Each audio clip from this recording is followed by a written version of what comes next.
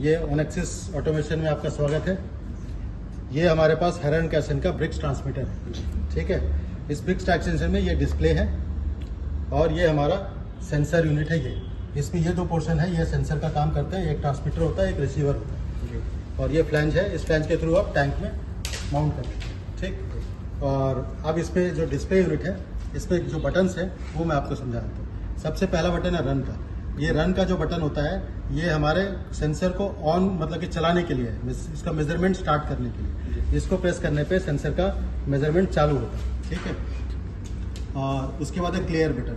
Clear के button में आप कुछ इनपुट डाल रहे हैं, उसको आपको हटाना है तो आप क्लियर का बटन दबा सकते हैं।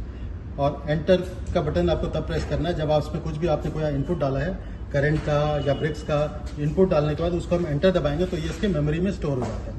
एंटर वाला बटन इसलिए होता है। और ये तीन जो बटन दिख रहे हैं, यहाँ पे जो आपका डिस्प्ले में जो आपको पैरामीटर्स लिखे हुए आते हैं उसके नीचे का वो बटन काम करता है। जैसे यहाँ पे कुछ लिखा हुआ आएगा, उसके नीचे अगर उस मेन्यू के अंदर आपको जाना है तो आप ये वाला बटन दबाओगे तो आप उस मेन्यू के अंदर चले जाएंगे। सिमिलरली यहाँ पे कुछ और लिखा होगा, उसके अंदर उस मेन्यू के उस पोर्शन में आपको जाना है तो आप ये वाला बटन दबाओगे तो आप उसमें अंदर जा सकते हैं।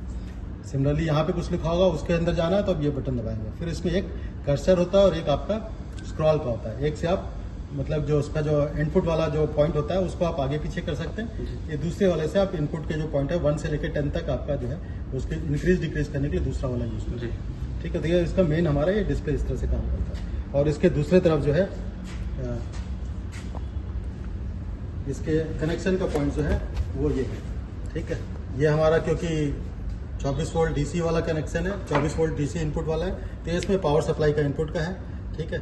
और ये आपका क्या बोलते हैं 24, ये आपका 4 to 20 मिलियन का इसका आउटपुट है यहाँ से, ठीक है। और ये RS-232 का पोर्ट है।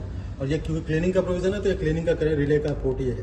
क्लीनिंग के लिए आपको रिले ऑपरेट करना हो आपको सोलनॉइड वाल्व, तो उसके लिए पोर्ट है।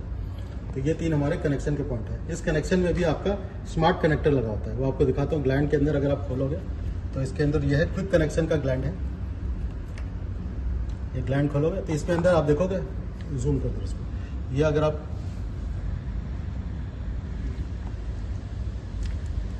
आप खोलोगे तो इसके अंदर आप देखोगे 1 2 3 4 मार्क्ड है, ठीक है ना। 1 2 3 4 मार्क्ड है। तो इसमें आपको यहाँ पे भी आप देखोगे 1 2 3 4 में कौन सा कनेक्शन क्या करना है वो आपको मार्क करना है। तो ये क्विक कनेक्शन वाला है, तो इसमें आपको कोई लक्स वक्स लगाने की जरूरत नहीं है।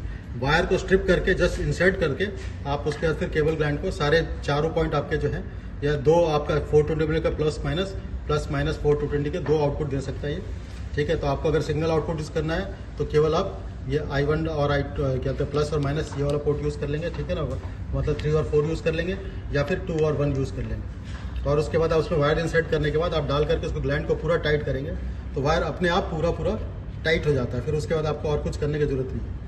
तो इसके ना किसी सोल्डरिंग की जरूरत है, ना उसको कोई आपको वायर के ऊपर लक्स लगाने की जरूरत है, कुछ नहीं। बस स्ट्रिप करके अंदर इंसर्ट करो और ग्लैंड को पूरी तरह से टाइट करो।